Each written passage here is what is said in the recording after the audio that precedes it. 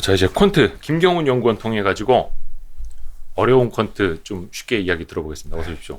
예, 안녕하십니까. 요즘 많이 바쁘시죠? 예, 자료 이거 쓰고 나서 예. 지금 화장실 갈 시간도 없을 정도로 바쁘게 돌고 있습니다. 화장실 갈 시간도 없어요. 네. 그 연간 전망 자료가 나온 건데, 예. 요게 표지가 굉장히 핫했습니다. 여의도에서 많이 좀 얘기가 그랬나요? 돌았는데, 그랬나요? 예. 이거 소뚜껑. 맞습니다. 그래서 그러니까 이제 제목 봐주셔도 아시겠지만 이제 뚜껑을 이제 열어볼 때다라는 거고 내년 시장이. 네. 그러니까 말인즉슨 이제 그러니까 작년에 이제 풀렸던 이제 말 그대로 막대한 규모의 유동성, 다른 말로는 이제 그동안 뿌린 씨가 예. 그동안 잘 익어 왔는지 이제 내년 같은 경우가 이에 대한 결실을 좀 확인해 볼 때다라고 좀 봐주시면 좋으실 것 같고요. 그런 취지로. 근데 뭐 아니면 도. 그렇죠. 중간은 없을 것 같다는. 맞습니다. 그래서 이 소제목을 좀 봐주시면은 요 예. 리포트의 사실 결론 부분을 예. 좀 미리 이렇게 소제목을 통해서 좀 먼저 말씀드리면 좋을 것 같아서. 어. 근데 이제 이거죠. 제가 이제 지난번에 출연했을 때까지만 해도, 그러니까 다른 말로 저는 사실 작년 이제 코로나 사태 이후에 이 네. 리포트를 쓰기 직전까지만 해도 네. 저는 이제 내년 말이죠. 그러니까 본격적인 긴축 사이클로 접어들 이제 내년 말까지는 글로벌 에코티 마켓의 지속적인 우상 기조가 유지가 될 거다를 좀 말씀을 드렸을 거예요. 네. 지난번에 왔을 예. 때. 근데 사실 이제 이 리포트를 쓰면서 그 시각에 좀 많은 변화가 좀 발생이 됐고요. 그래서 사실 리포트 발간 일자도 일주일이나 더 레깅될 정도로 더 뒤로 미루셔서 그렇죠. 이 자료를 쓰면서 많은 고민, 되게 수많은 고민을 좀 하게 됐었던 좀 자료라고 네. 봐주시면 좋으실 것 같은데, 그래서 저는 이제 글로벌 에코티 마켓의 내년 말까지 지속적인 우상향 기조를 말씀드렸던 거에 비해서 이 리포트를 쓰면서 그게 아닐 수도 있겠구나. 그래서 내년 국내 증시가 뭐 아니면 도가 될 가능성이 높다. 그러니까 다른 말로 중간은 없을 가능성이 지금 현재로서는 높아 보인다라는 게 먼저 좀 드릴 수 있는 결론 부분이 될 것 같습니다. 왜 그럴지를 벌써 여쭤봐도 됩니까? 일단 뭐 제가 대표적으로 내년 전망에 있어서 일단 뭐 이제 시나리오별로 좀 말씀을 드릴 거예요. 그러니까 예. 지금 말씀드렸다시피 일단 내년 전망에 있어서 좀 부정적인 대표 요소들 3가지를 말씀드릴 거고, 예. 이제 그 이후에는 긍정적으로, 그러니까 정반대의 케이스가 되겠죠. 긍정적으로 말씀드릴 수 있는 2가지 대표 요인을 좀 말씀을 드릴 건데, 일단 가장 지금 핵심이 될 만한 거, 이 모든 어쨌든 국내 증시 입장에서 위든 아래든, 다른 말로 뭐가 되든 이제 뭐 도가 되든 예. 이 양극단으로 갈 개연성, 그 시작점에 있는 거는 각국이 내년부터 본격 도입하려고 지금 현재 준비 중인 요 위드 코로나 정책 성패 여부에 따라서 크게 갈릴 가능성이 지금 현재로서는 좀 농후하다라고 좀 봐주시면 좋으실 것 같습니다. 일단 전망을 하기 위한 전제 자체가 너무 어렵습니다.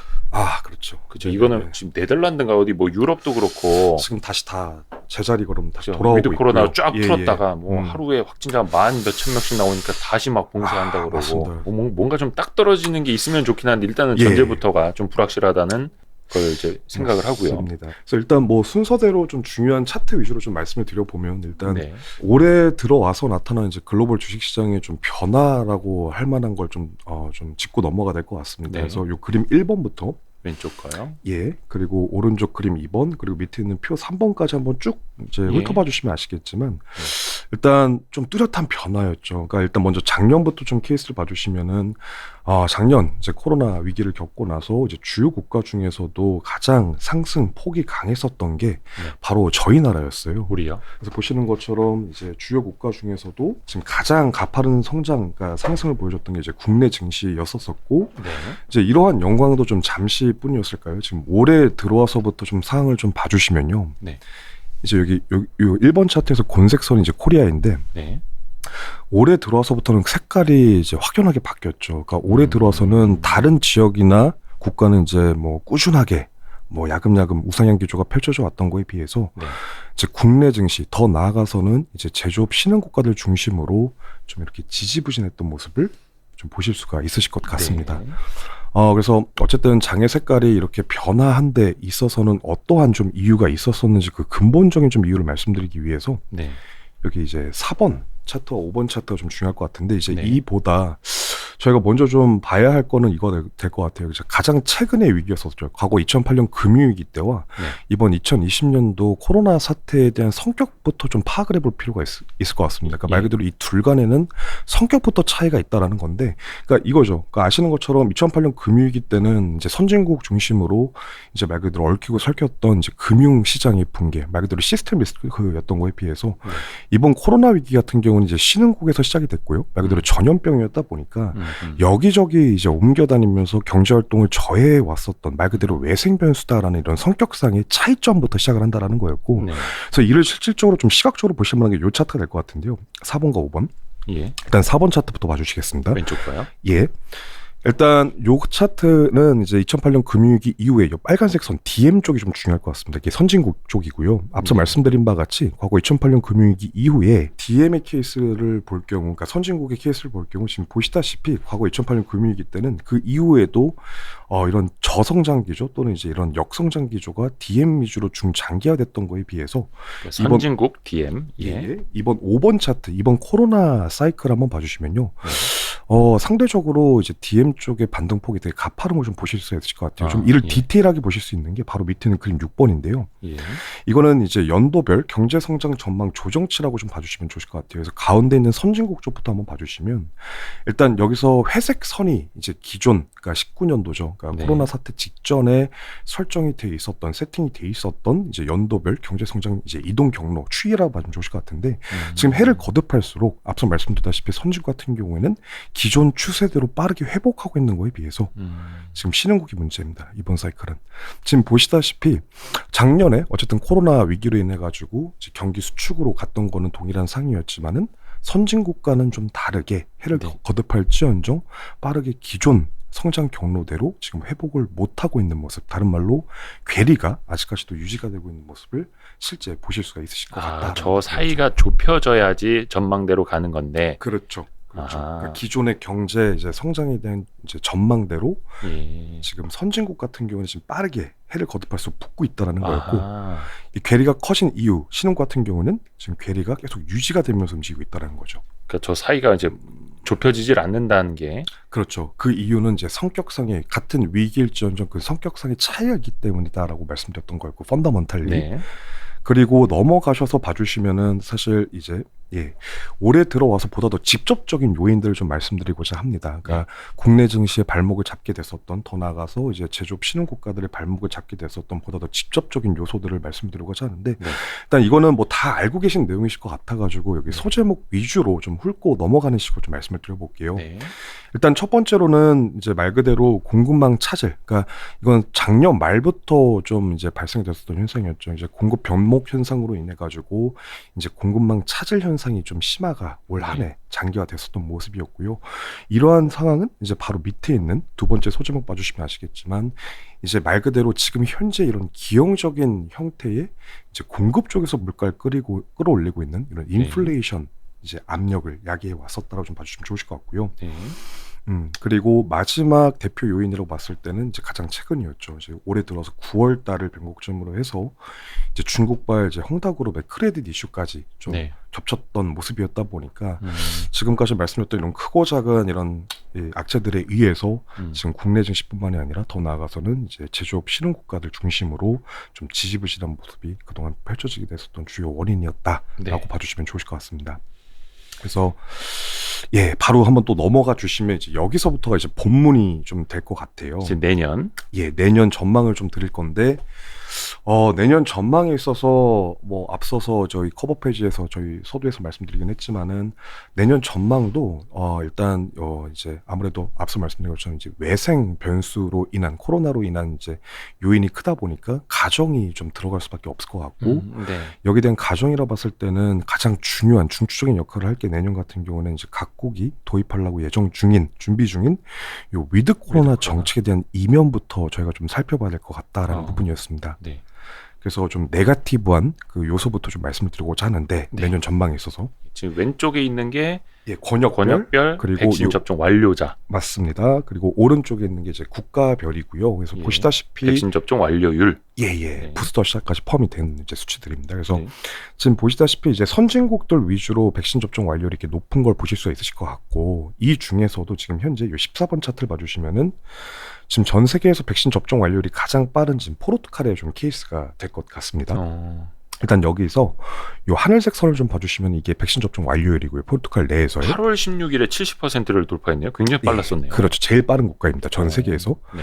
그리고 이와 반대로 움직이고 있는 요 회색 선 봐주시면은 이제 이거는 이런 코로나 관련된 정부의 규제를 뜻하는 엄격성 지수의 추이예요. 말 네. 그대로 역으로 움직여 왔겠죠. 그리고 여기서 추가적으로 좀 말씀을 드릴 게 일단 이 학계에 따르면 백신 접종 완료율 70% 이상부터가 이제 집단 면역을 형성할 수 있다라고 알려져 있는 만큼 그 네. 시점이 포르투갈 기준으로는 이제 8월 16일 이후다라고 좀 봐주시면 네, 좋으실 네, 것 같고요. 네, 네.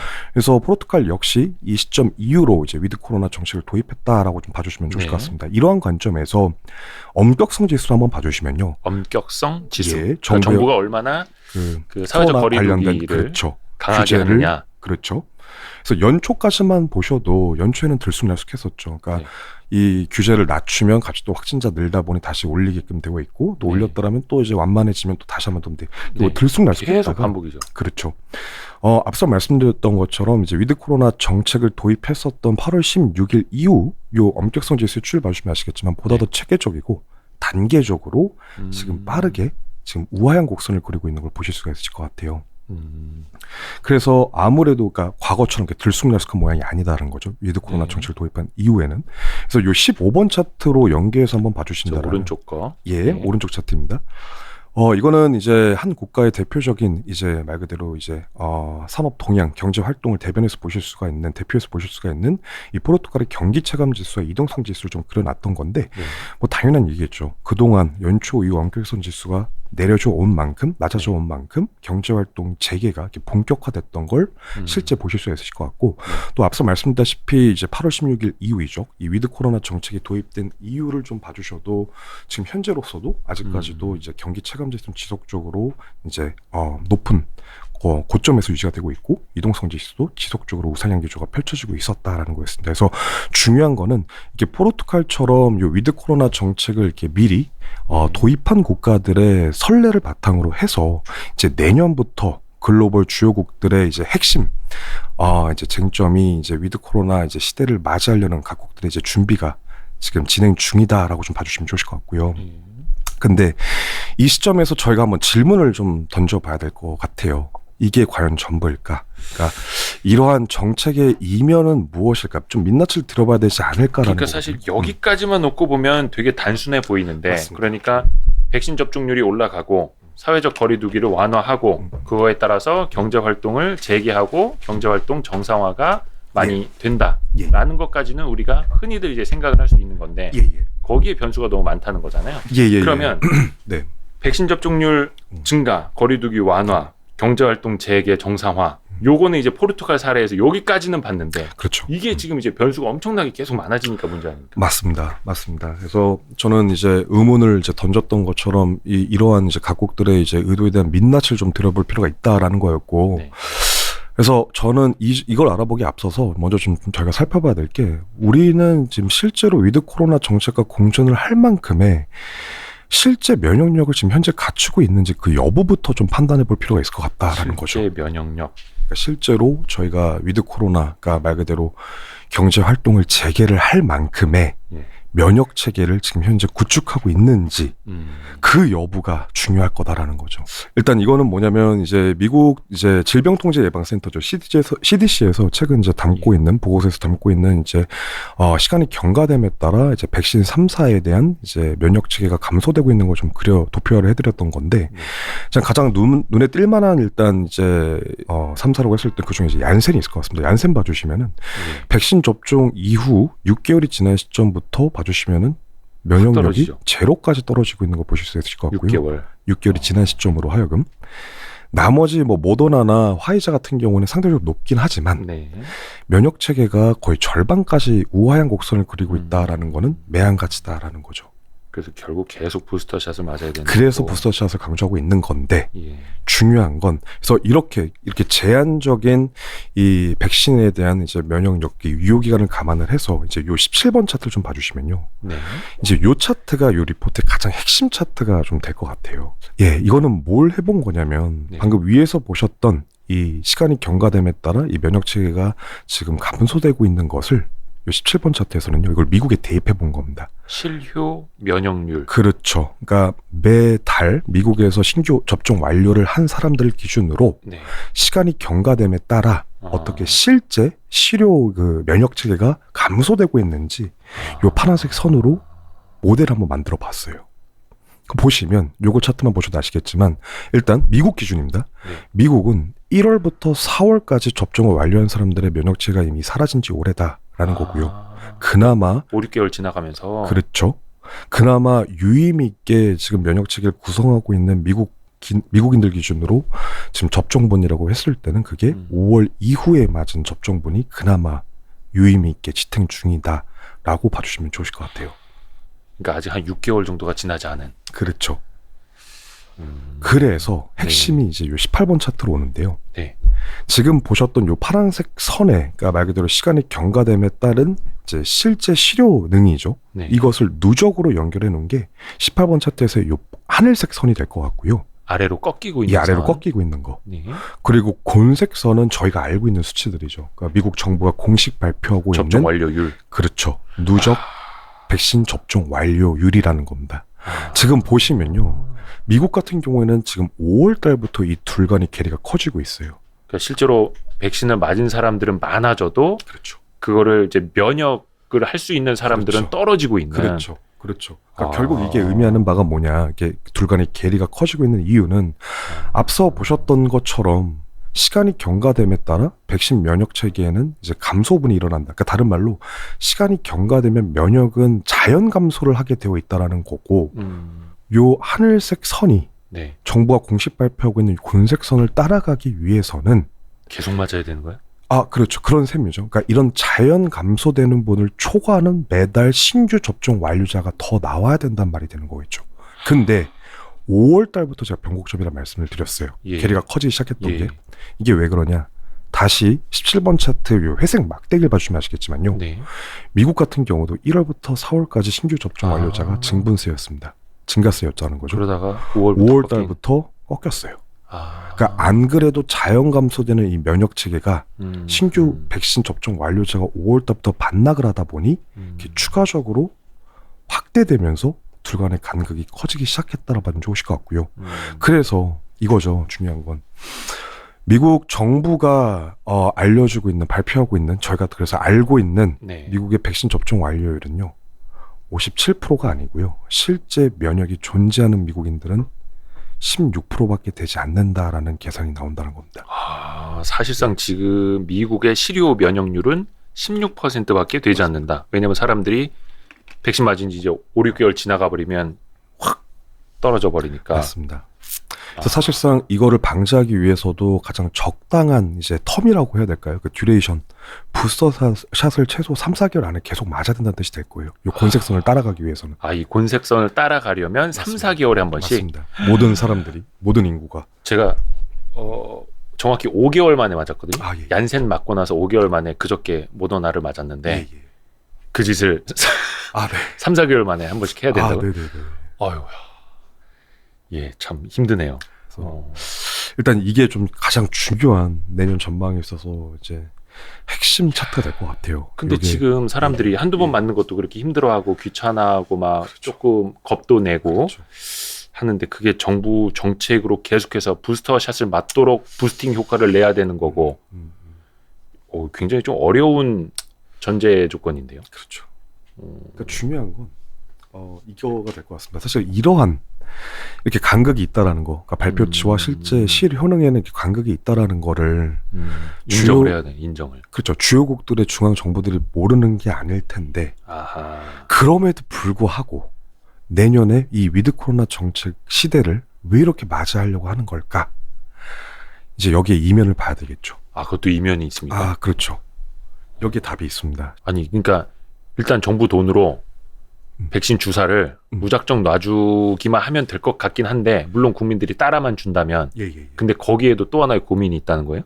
아, 그러니까 이거죠. 그러니까 지금은 이제 자발적으로 맞게끔 하는 게 이제 각국의 예. 지금 스탠스인 거였고, 근데 그렇게 할지언정 지금 뭐 미국 같은 경우 아까 보셨지만 뭐 57% 백신 접종 완료율, 그쵸, 뭐 아까 그것도. 포르투갈 같은 경우는 제일 빠르긴 해서 뭐 80 몇 프로라고 해도 실제 효능을 갖고 있는 것은, 그러니까 백신 체계를 갖고 있는 그렇죠. 거, 면역력은 떨어지니까 계속. 훨씬 떨어진다라는 걸 지금 대표적으로 미국 케이스로 말씀드렸던 예. 거였거든요. 예. 근데 이러한 사실을 모든 국가 중앙 정부가 모르는 게 아닐 텐데, 네. 그럼에도 불구하고 내년에 이 위드 코로나 정책을 왜 시행하려고 할까? 네. 여기에 이면을 저희가 볼 필요가 있다는 그게 거죠. 중요하다는 거죠. 그렇죠. 그래서 여기에 대한 답이 요 19번 차트, 어떤 내용입니까? 예, 여기 19번 차트에 있다라는 거고요. 예. 일단 요 차트는 이제 보시는 것처럼 이제 지난 3개년 동안, 그러니까 18년도부터 20년도까지 이제 주요 국가별 GDP 대비 재정 지출과 이제 정부 부채의 이동 경로를 좀 그려놨던 거였어요. 그래서 공통 분모는 이거겠죠. 이제 작년에 코로나를 겪었다 보니까 이제 각국 정부가 엄청난 재정 지출을 필요했었던 거였고, 이로 인해서 정부 부채의 급증을 좀 야기해 왔었던 모습이었습니다. 그래서 단편적인 예로 좀 최근만 보셔도 미국도 이제 부채를 늘리네 만에 최근에 좀 이슈가 있지 않았습니까? 그래서 결국 이게 의미하는 바는 주요국들의 재정 여력이 지금 비로소 한계에 봉착했다라는 걸 의미를 할 거고요. 네. 그래서 말 그대로 좀 정리를 해보면은 이제 내년 글로벌 증시의 화두인 요 위드 코로나 정책의 이면에는 네. 사실 백신 접종률이 높아서가 아니라요. 그러니까 다른 말로 저희가 면역체계를 지금 형성하고 있어서가 아니라 지금 19번 차트에서 보셨던 것처럼 사실상 주요국 중앙정부들의 재정 악화 부담에 주로 기인하고 있다라고 좀 봐주시면 좋으실 것 같습니다. 경기를 부양을 하긴 해야 되는데 네. 돈을 풀어서 부양하는 건 더 이상 이제 힘들고 그렇죠. 목에 차고 그래서 그렇죠. 결국은 사회적 거리두기 완화를 해서 경제를 정상화시키려는 필요성.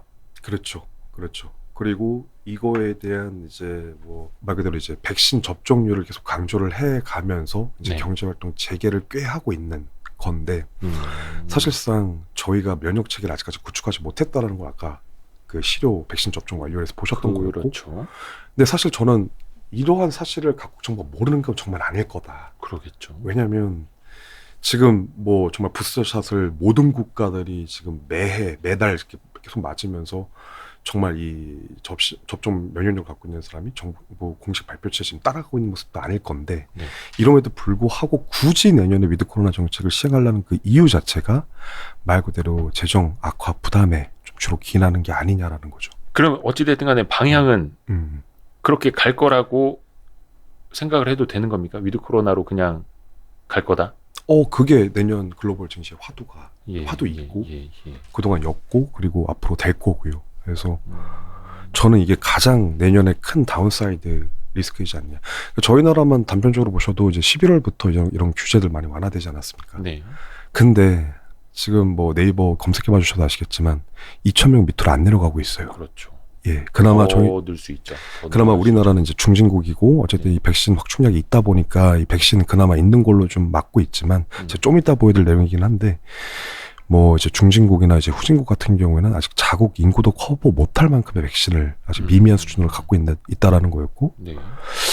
예, 그래서 그 이후의 얘기는 제가 좀 이따가 좀 추가적으로 드리겠습니다. 그래서 어쨌든 핵심은 이 위드 코로나 내년 글로벌 증시 화두인 위드 코로나 정책에 대한 이면에는 어쨌든 재정 악화 부담에 주로 기인한다라는 거지, 이게 결코 저희가 면역 체계를 지금 현재 확보하고 있기 때문이다가 아니다라는 거죠.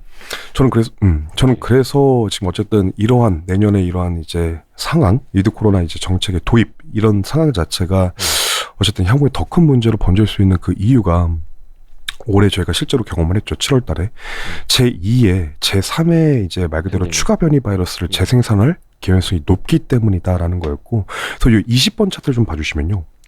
이제 요 차트는 이제 올해 이제 7월 달 앞서 말씀드렸던 이제 인도에서 시작됐었던 이제 델타 변이 글로벌 이제 확산 분포라고 좀 봐주시면 좋으실 것 같아요. 델타 변이. 예. 근데 여기서 중요한 건 이제 자주 색깔이 칠해져 있는, 그러니까 델타 변이 이제 분포가 높은 국가겠죠. 빨간색보다 더 진하게 제일 진한 게 자주색입니다. 그래서 봐주시면 뭐 인도는 당연할 거고요. 네. 근데 여기서 눈여겨서 보셔야 될 게 영국과 미국입니다. 영국과 미국이 좀 그렇다라는 거였고 인도와 같은 자주 색깔이었다는 거거든요. 네. 그러니까 말 그대로 인도에서 시작됐었던 이 델타 변이 현상이 상대적으로 이때 당시 뭐 지금도 마찬가지긴 하지만 상대적으로 백신 접종률이 높았었던 이런 선진국 쪽으로도 흘러 들어가면서 말 그대로 돌파 감염의 양상을 띠게 됐다라는 거죠. 그래서 이제 밑에 있는 요 차트 21번 좀 봐주시면요. 그래서 이제 내년부터 이제 어쨌든 이런 이제 본격적인 위드 코로나 정책을 준비해 나가는 이제 각국의 불평등이 다시 한번 요 21번 차트입니다. 인구 대비 백신 구매량에서도 이렇게 나타나고 있는 부분이다. 그래서 앞서 말씀드렸던 것처럼 백신 구매량 맞습니다. 그래서 초록색일수록 많은 거고요. 초록색일수록 인구보다 백신이 많은 거고 맞습니다. 빨간색은 그 반대고 맞습니다. 그래서 지금 보시는 것처럼 대다수의 선진국 같은 경우는 자국 인구 대비 지금 현재 4배 가 넘는 백신을 이미 확충 중에 있지만 신흥국이나 아직 후진국 같은 경우에는 자국 인구도 아직 커버 못할 만큼 지금 미미한 수준이 아직까지 그치고 있다. 그래서 앞서 말씀드렸던 그 내용을 좀 다시 한번 짚어드렸던 거였고 그래서 중요한 건 이거가 될 것 같습니다. 그래서 결국 어쨌든 좋든 싫든 간에 내년에 어쨌든 이러한 선진국들의 위드 코로나 정책에 끌려가야만 하는 이런 신흥국 입장에서는 지금 보셨던 것처럼 결국 이런 백신 확충량 부족으로 인해서 다시금 신흥국 쪽 중심으로 이제 신규 확진자 발생 확대가 그 개연성이 높다라는 거였고 신규 확진자가 많아진다라는 말인즉슨 이제 델타 변이, 그러니까 변이 바이러스의 토양으로 작용할 개연성이 높다라는 거였죠. 그럼 다시 이게 저희가 올해 7월달 경험했던 것처럼 다시금 선진국도로 흘러 들어가면서 지금 안 그래도 그러니까 이런 상황이 실제로 전개된다라면은 이제 말 그대로 경기가 다시 한번 경제활동이 셧다운이 일어나면서 지금 안 그래도 지금 높은 고물가 상태 또 추가적으로 물가 상승 압력이 더해져서 이제 내년 실제 이러한 상황이 전개가 돼간다라면 저희가 올해에도 두려워했었던 그러니까 경제는 멎이고 물가만 끌어올라가는 말 그대로 본격적인 스태그플레이션 국면에 진입할 수도 있지 않을까라는 거였죠. 요건 일단은 전제를 계속해서 어떤 백신의 불평등 또 제2, 제3의 계속되는 변이 바이러스 맞습니다. 그리고 그러니까 우리가 작년, 올해 계속 겪고 있는 게 내년에도 반복된다면이라는 그렇죠. 거의 전제가 되겠네요. 근데 채팅창에서도 이제 그런 의견 주시는데 그 치료제, 특히 예. 경구용 먹는 치료제가 이제 뭐 머크라든지 파이자라든지 그렇죠. 개발이 되고 있지 않습니까? 뭐 맞습니다. 속된 말로 게임 체인저라는 맞습니다. 이야기도 맞습니다. 나오고 있고 맞습니다. 그런 게 나온다면 좀 더 달라질 수도. 근데 요 차트를 다시 한번 봐주세요. 그거는 이제 하나만 보셨던 거였고요. 예. 어떤 자, 요 21번 차트 다시 한번 좀 봐주시면 네. 자, 이게 지금 현재 맞는 샷 기준으로 이제 백신 부스터 지금 샷? 확보 아니 부스터샷이란다. 그냥 백신. 샷이죠. 그 주사로 네. 지금 보시면 이제 기존에 지금 백신 확보량인데 네. 지금 현재 아시는 것처럼 맞는 주사 같은 경우에는 평균적으로 한 16불 단가가 17불 해요. 근데 경구용 치료제 7,800불입니다. 예? 7,800불. 그렇게 700불, 비싸다고요? 800불 예 하고 있고요. 그러면 그러니까 다른 한 번 복용하는데 뭐 한 9만 원. 사시발을 먹어야 되고 예. 그 사시발 가격이 700불에서 800불이 수준입니다. 그러니까 지금 이 맞는 샷도 지금 후진국, 중진국 보셨던 것처럼 이렇게 자국 인구도 커버 못할 만큼 비축량이 부족한 상황인데 그걸 몇백 배가 넘는 그 경구용 양을 과연 확보할 수 있을까라는 의문이 있다라는 거고요. 야, 그러면 그래서 확실히 좀 그 개발도상국 입장에서는 오히려 백신보다 더 구하기가 힘든 더 경구용 힘든 치료제. 당연히 그렇지 않아도 제가 그 경구용 알약에 대해서 지금 써놓은 게 본문에 있기는 한데 그거는 사실 조금 너무 먼 나라인 것 같아요. 게임 선진국- 체인저는 될 수 있겠지만 일단은 아주 국소적인 데서부터 그렇죠. 게임 체인저가 될 그렇죠. 수밖에 없는. 근데 아까도 뭐 다시 한번 거듭 강조를 드리면 그 경구용 치료제라든지 뭐 그 전에 예. 이런 이제 맞는 샷 기준에 지금 백신 확보량이든지 음. 일단 중요한 건 이걸 것 같아요. 그러니까 위드 코로나 정책으로 어쨌든 인해서 선진국은 어쨌든 경제 활동이 재개가 돼야 되는 부분이고 이에 발맞춰서 좋든 싫든 간에 EM이 이를 따라가야 되는 입장이 될 수밖에 없는 거거든요. 네, 근데 중요한 부분. 예. 중요한 게 아시는 것처럼 인구 밀도가 상대적으로 높고 어쨌든 이런 확충량이 부족한 백신 확충량이 부족한 이 EM 쪽에서 다시금 경제가 돌아가는 과정으로 봐주신다라면 신규 확진자 발생 개연성이 높다라는 거고 신규 확진자가 많아진다면 이게 변이가 생기는 토양이 되는 네. 꼴이라서 네. 뭐 경구용 치료제는 고사하고라도 어쨌든 이 변이가 지금 이게 올해는 델타였지만 내년에는 이게 오메가가 될지 세타가 될지 감마가 될지 그 아무도 모르는 지금 상황 속에서 변이 바이러스들은 이제 돌파 감염의 양상을 띄워왔다더라. 그렇더라면 이게 중요한 게 지금 선진국만 이렇게 백신을 확보했다라고 중요한 게 아니라 돌파 감염입니다. 말 그대로. 다시금 선진국으로 흘러 들어갈 가능성이 높다라는 거예요. 그 변이 바이러스도 그렇고 우리가 1년 내내 겪었던 것들이 이제는 상수로 놓고 뭔가 그냥 백신 많이 맞았다고 해서 좋아질 거다가 아니라 맞습니다. 항상 맞습니다. 이 변이라든지 또 뭐 셧다운이라든지 맞습니다. 이거를 계속 상수로 맞습니다. 놓고 생각을 해야 된다. 더 맞습니다. 어려워지는 지점인데 야 그래서 선진국에서 신흥국을 더 많이 백신이 됐든 나중에 뭐 치료자가 됐든 많이 도와줘야 하는 이유가 거기서 맞습니다. 있을 수 있겠네요. 그러니까 글로벌 공급망을 좀 원활하게 개선시키기 맞습니다. 위해서라도 계속 신흥국을 도와줘야 돼요. 이게 뭐 한 국가만의 문제가 아니라 이게 말 그대로 전염병이라서 이게 지구촌의 문제다라는 거죠. 예, 한 국가 선진국가들 위주로 이 백신 확산이 많다를 가지고 결코 끝날 문제가 전혀 아닐 거다라는 겁니다. 아, 진짜 지구촌의 문제다. 그 말이 확 와닿네요. 예. 그러면 이후에는 또 어떤 걸 봐야 되는 겁니까? 지금 뭐 예. 그래서 이게 이제 내년 전망에 있어서 부정적인 시각 첫 번째 가장 지금까지 지금이 첫 번째 요소였고요. 아직 부정적인 게 안 끝난 거예요? 아직 오. 큰 게 2개나 더 남아 있습니다. 이제 두 번째 이제 부정적인 요소로는 이제 요거 소제목 봐주시면 아시겠지만 조금 화면을 쭉 확대를 예. 꽉 차게 해주셔도 됩니다. 예. 두 번째 요소는 이제 이거죠. 이제 뭐 거의 기정사실화된 지금 행복이지만 말 그대로 이제 글로벌 주요 중앙은행들의 이제 정책 수단의 정상화의 원년이 바로 이제 내년이 될 거기 때문에 그 중에서도 이제 아시는 것처럼 글로벌 이제 금융 마켓에서 가장 이제 바로미터 역할을 하고 있는 이제 페드 기준으로 좀 말씀을 드려보면 일단 향후에 증시의 볼을 키울 수 있을 만한 요소가 2가지 정도가 있죠. 그러니까 테이퍼링 뭐 요거는 이미 다 끝난 얘기긴 해도 또 두 번째 요소는 아직 남아 있는 요소는 이제 언제쯤 본격적인 긴축 사이클로 전환을 의미를 하는 금리 인상 시점이 될 거냐. 그 부분들이 좀 중요할 것 같고요. 그래서 먼저 요 테이퍼링 관련된 이슈 좀 다시 한번 좀 짚고 넘어가 보면 요 22번과 23번 차트 좀 봐주시면요.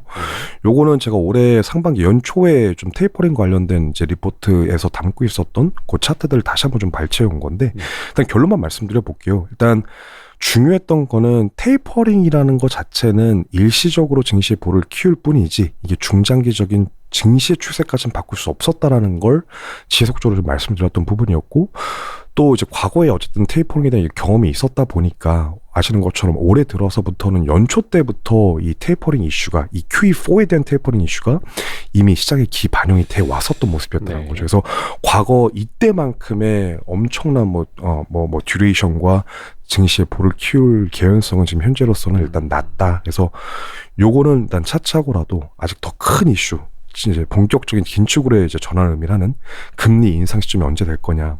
제가 이거 애용하는 지표였죠. 그 정책금리 이제 의사결정에 있어서 이제 메커니즘으로 작용하는 이제 자료였는데 짧게 요거 로직 다시 한 번만 좀 설명드려볼게요. 네. 일단 좀 차트가 커서 일단 24번 차트가 일단 요 위에 있는 차트와 요 아래에 있는 차트 2개로 지금 구분이 되어 있는 거고요. 일단 메커니즘이라고 했을 때는 요 아래에 있는 차트가 이제 중추적인 역할을 해온 겁니다. 그래서 일단 이거죠. 요 차트만 봐주셔도 일단 페드 의원들이 이제 정책금리 의사결정하는 데 있어서 뭐 여러 가지 보는 다수의 이제 실물 경기 지표들이 있기는 하겠지만 요 차트를 통해서는 그 중에서도 요 핵심 2가지를 보고 계시는 거였고요. 그래서 일단 말로 설명을 해보면 그 중에 이제 선행 성격의 요 ISM 제조업 지수가 있었었고 또 이제 후행 성격의 고용 지표 증가율이 있었다라는 거였었습니다.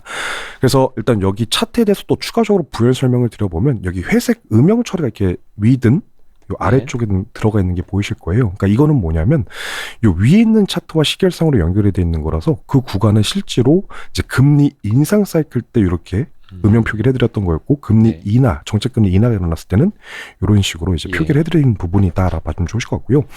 그리고 기준점에 대한 로직을 좀 설명을 드려보면 이 가로로 지나가고 있는 이 빨간 점선 2개가 이제 기준이었었는데 지금 시장에서 우려하고 있는 부분은 어쨌든 긴축으로 가는 그 사이클이다 보니 요 위에 있는 어퍼밴드가 기준점으로 역할을 할 것 같습니다. 그래서 한번 봐주시면 일단 이를 좀 말로써 설명을 드려보면요. 과거 경험상 페드 의원들은 일단 선행 성격의 요 파란색 하늘색 선입니다. 선행 성격의 ISM 제조업 지수가 기준점인 55포인트 이상으로 이렇게 상회를 하고 있고 엔드 조건입니다. 엔드. 동시다발적으로 요 후행 성격의 고용지표 증가율 역시 자축입니다. 2% 이상의 성장을 보여주는 구간에서만 두개 다 충족할 때. 겹치는 구간에서만 실제 금리 인상을 단행을 해왔다라는 걸 보실 수 네. 있으실 것 같아요. 그래서 이러한 로직을 바탕으로 지금 현재 미국 증시의 미국 경제의 실물 경제 지표들이 어떠하냐. 일단 선행 성격 ISM 제조 지표 전저점이 이제 작년 4월이었고요. 네. 작년 4월 이후로 어쨌든 요 지표는 말 그대로 이제 선행 성격의 지표다 보니까 경제활동 재개된 기대감이 이미 선반영이 되면서 그렇죠. 많이 높아져 있고. 예, 최근 발표치는 이미 기준점 55포인트를 이미 크게 상회하고 있는 높고, 고점에서 예. 예, 계속 유지가 되고 있습니다. 아직까지도 문제가 되고 있는 쪽은 요 후행지표 쪽이다라는 거였고요. 고용지표 증가율 좀 봐주시면요. 이 친구 역시 전저점이 작년 4월이었고 고개를 든 것 역시 맞기는 해요. 근데 좌측을 한번 봐주시면 아시겠지만 고용지표 증가는 아직까지도 마이너스권에서 역성장 중에 있는 걸 보실 수가 있으실 것 같고요. 그래서 제가 해본 게 올해 초에 네. 다시금 언제쯤 이 고용지표가 올라오겠느냐. 다른 말로 지금과 유사한 국면들이 있죠. 지금처럼 후행지표 그중에서도 고용지표 증가율이 전저점을 기록하고 나서 첫 금리 인상기 때까지 몇 년이 소요가 됐었는지, 얼마나 소요가 됐었는지를 평균적으로 계산해봤더니 그게 약 2.6년 정도가 걸려왔다라는 거였고, 2년 반 정도? 그렇죠. 네. 그래서 제가 앞서 말씀드린 것처럼 고용지표 증가율 역시 전저점이 작년 4월이었거든요. 네. 그때로부터 2.6년을 더해봐 주신다라면 네. 계산됐던 시점이 올해 초 리포트를 통해서 말씀드렸던 게 그게 22년도 내년 11월이었습니다. 네. 그래서 저는 내년 11월 전까지는 말 그대로 이 고용지표 증가율이 다시금 2%를 상회하는, 그러니까 말 그대로 이제 페드로 하여금 이제 금리 인상을 위한 준비가 되어 있다라고 알리는 시점이 내년 11월 전까지는 없을 거기 때문에 그 전까지는 이제 글로벌 에코티 마켓 지속적으로 우상향 기조가 펼쳐지지 않겠냐라는 게 제 기존 시각이었거든요. 근데 이번 리포트를 통해서 네. 이 선이 하나 더 생긴 거 보이실 거예요. 화살표가 하늘색. 여기 하나 더 생겼습니다. 예, 오른쪽에 맨 예, 오른쪽에. 이게 기존이었다라면 예. 여기 하나 더 생겼거든요. 네. 이게 뭐냐면, 그러니까 이건 실제입니다. 그러니까 작년 4월 전저점으로 해서 네. 지금 현재까지의 이 고용지표 증가율의 지금 개선 속도를 계산을 해서 좀 더 빠르게 이 개선되고 속도가 있다. 이 속도가 향후에도 지속이 될 거라는 가정하에 네. 그럼 언제쯤 다시금 2%를 상회하겠느냐 해봤더니 네. 이게 소폭 빨라졌습니다. 9월 달로 계산이 되고 있어요. 네. 그래서 결국 이게 의미하는 바는 이번 코로나 유동성 사이클 같은 경우 네. 과거 이런 평균 때보다는 고용의 개선 속도가 소폭 빠르다를 의미할 거고, 어쨌든 결론은 내년 3Q 말에서 내년 4Q 전까지는 어쨌든 금리 인상은 일단은 부재할 거예요. 근데 그럼에도 이게 내년이다라는 거죠. 이런 상황이 증시의 볼을 키울 수 있는 요인에는 이제 이유가 26번 차트에 있습니다. 지난 80년도 이후 이제 미국 S&P 500 기준으로 미국 증시의 MDD와 이제 미국 정책금리 추이를 같이 좀 그려드렸던 거였고요. 일단 여기서 제일 중요한 건 이 곤색 화살표 선이 될 것 같아요. 그러니까 맥시멈 드러다운이라고 해가지고, 그러니까 낙폭의 정도를 의미하는 그 수치 따라가면 좋을 것 같은데, MDD는 참고로 여기서 중요한 거는 요 곤색 요 화살표 선들이 중요할 것 같습니다. 네, 저게 어떤 걸 의미하는 거죠? 네, 이게 제가 언제마다 이렇게 기입을 드린 거냐면, 지금 보시면요, 과거 경험상 미국 증시가 이렇게 MDD가 10% 이상 확대됐을 때마다를 네. 표기를 해드렸던 거였고요. 이를 정책금리 향방과 연계해서 한번 봐주신다면, 과거 이러한 전통적인 국면에서는요, 네. 지금 현재 시장에서 우려하고 있는 긴축 사이클로 들었을 때가 아니라 되레 긴축 사이클로 접어드는 그 첫 변곡점에서 MDD 확대를 야기했다라고 하면 좋을 것 같아요. 이를 달리 해석을 해보자면, 과거 전통적인, 다른 말로 저희가 대학교에서 이콘책에서 배웠었던 이런 전통적인 국면에서는 페드의 기존 이 긴축 사이클에서 갑자기 180도 스탠스 변화가 생기면서 확장 기조로 갈 때가 네. 시장에 주는 일종의 시그널 역할을 해왔다는 거예요. 지금 정보 스탠스가 이 정도로 바뀔 정도로 그만큼 지금 실물 경기 위축 상태가 나타나고 있는지, 그때마다 MDD 확대를 야기해왔다고 봐주면 좋으실 것 같고요. 근데 이러한 전통 상황에서 처음으로 증시의 변화가 발생이 됐었던 게 최근입니다. 15년도 12월이었어요. 이때가 언제냐 하면 아시는 것처럼 2008년 금융위기 이후 처음으로 금리 인상기 때였고요. 네. 그때, 그러니까 아무래도 지금 이제 여기 일을 해석해 보자면 이런 거겠죠. 이제 2008년부터 이제 페드가 이제 중장기적으로 초저금리를 유지해 왔고, 그리고 이제 QE와 같은 이런 비전통적인 통화 정책을 써왔다 보니까 아무래도 시장은 이러한 이제 여기에 대한 이제 부작용이겠죠. 그러니까 시장은 네. 이러한 정책에 대한 의존도가 높아져 왔다는 걸 방증을 할 거고요. 이게 문제가 되는 이유. 아시는 것처럼 작년에 코로나를 겪으면서요. 과거 2008년 금융위기 때보다 2배, 3배나 되는 가량의 더 막대한 규모의 유동성을 그렇죠. 써왔었습니다. 부양책을 써왔다는 네. 거죠. 그럼 결국 이게 의미하는 바는 과거 2008년 금융위기 때보다 지금 현재 글로벌 마켓의 정책 의존도가 더 커져 있다는 걸 의미할 거고, 그래서 이번 긴축 사이클 때 MDD 확대는 과거 2015년 12개월 때보다 더 크지 않겠느냐라는 권면을 했습니다.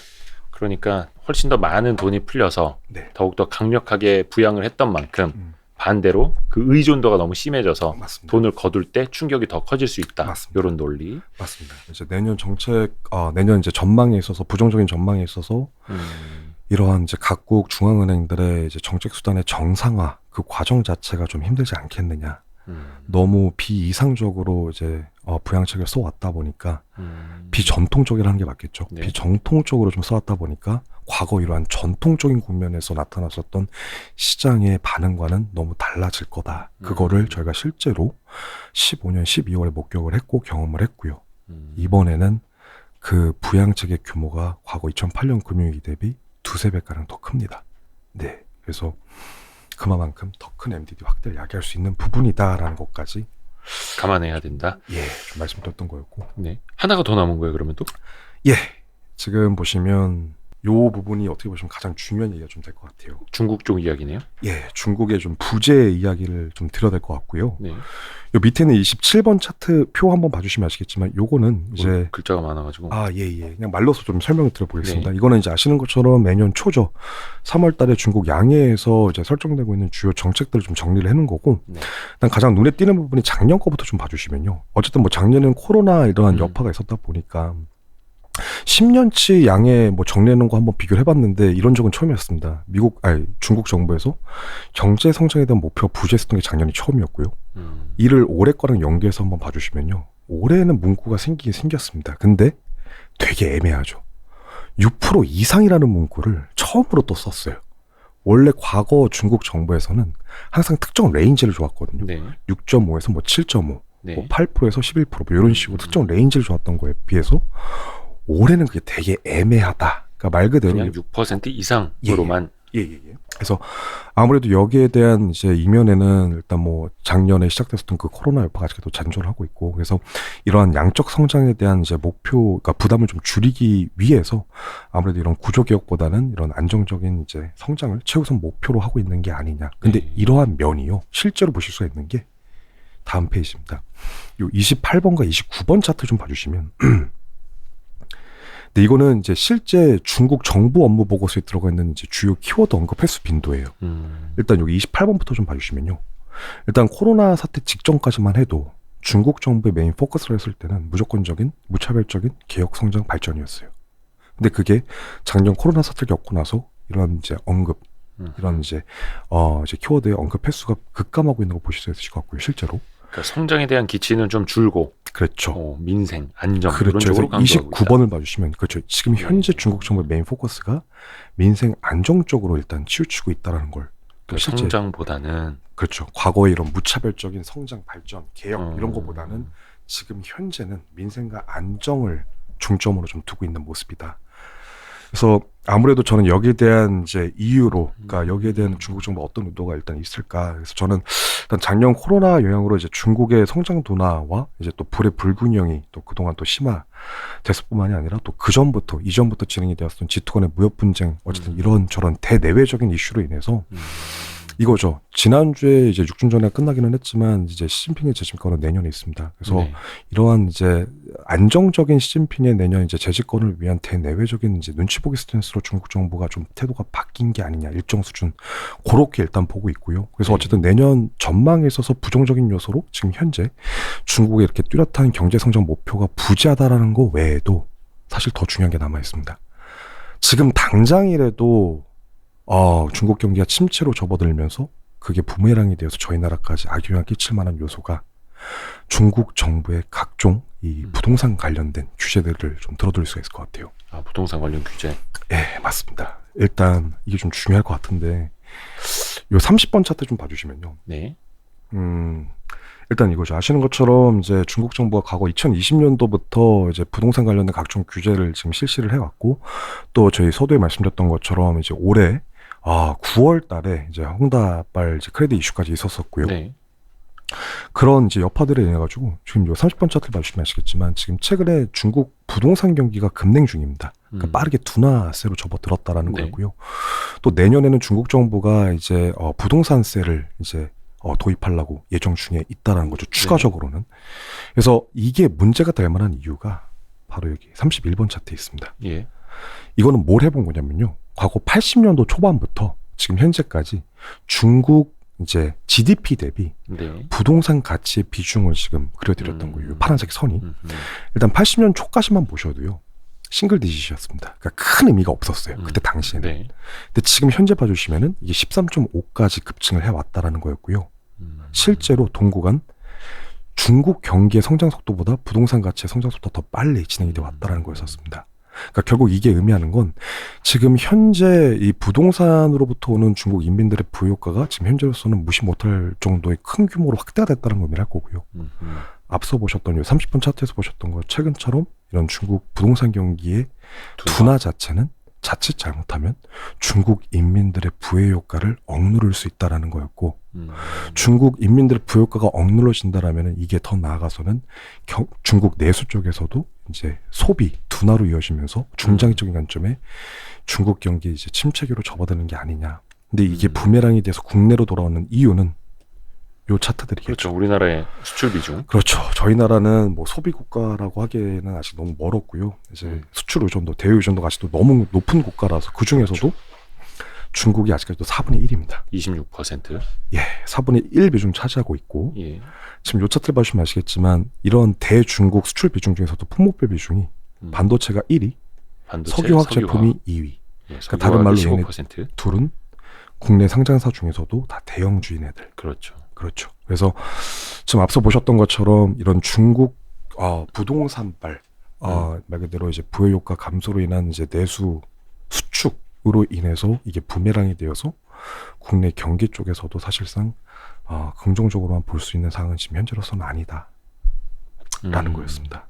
뭐 물론 근데 중국의 부동산 경기가 또 경제 성장을 많이 제약할 정도로 악화된다면 네네. 뭐 당연히 또 중국 정부가 나서겠죠.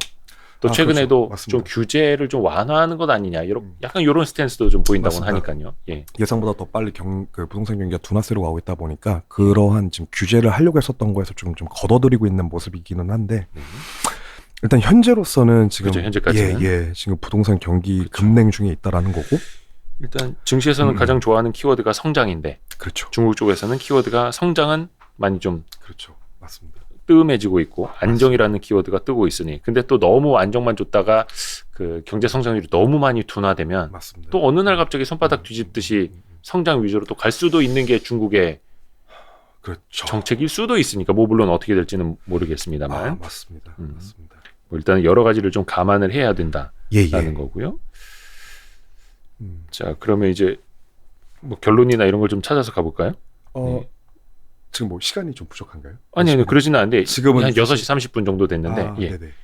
지금은 이제 부분은... 긍정적인 이제 또 다른 180도 이제 다른 면을 좀 보여드려야 돼가지고 여기까지만 들었으면 이제 되게 비관론자로 낙인 찍힐 뻔했는데. 그렇죠, 그렇죠. 그러니까 제가 앞서 말씀드렸던 것처럼 내년 전망에 있어서 처음으로 저도 애널리스트 데뷔하고 나서 처음으로 이제 말 그대로 결론이 없는 리포트기는 하죠. 그러니까 그동안에는 항상 지금 가는 장이다, 아니면 좀 어려울 장이 될 것 같다라는 뚜렷한 특정 방향성을 말씀드렸던 거에 비해서 이번 리포트를 쓰면서 그동안 좀 많은 고민을 했던 이유도 이 외생 변수라는 그 시작점, 성격상의 차이점부터 시작을 했던 거였고, 그래서 저희가 가정을 둘 수밖에 없다. 그래서 시나리오별로 갈 거다라는 건데. 시나리오별로. 그렇죠. 그래서 모아 도를 말씀드렸던 거였고, 지금까지는 일단 매도 먼저 맞는 게 낫다고 이제 부정적인 걸 그동안 말씀드렸던 거였고요. 그러니까 지금까지는 이제 모 아니면 도에서 도를 봤던 거네요. 도를 봤던 거죠. 도 아니면 백도를 봤던 거고. 그렇죠. 여기까지만 듣고 채널 닫으신 분들은 이제 김경훈 연구원 이 죽일 X 이렇게 되는 거 아닙니까? 그런가요?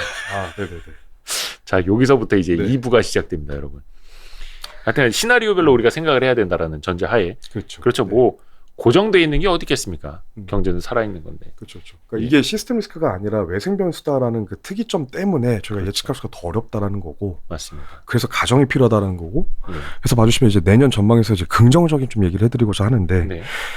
앞서 말씀드렸다시피 이번 긍정적인 측면에서 말씀드리기 위해서도 가정이 제일 중요한 게 먼저 들어가야 돼요. 네. 내년에 각국이 준비 중인 이 위드 코로나 정책이 원만히 정착이 됐다는 가정부터 시작이 될 거고요. 일단 위드 코로나 정책이 원만히, 성공할 때. 그렇죠. 예.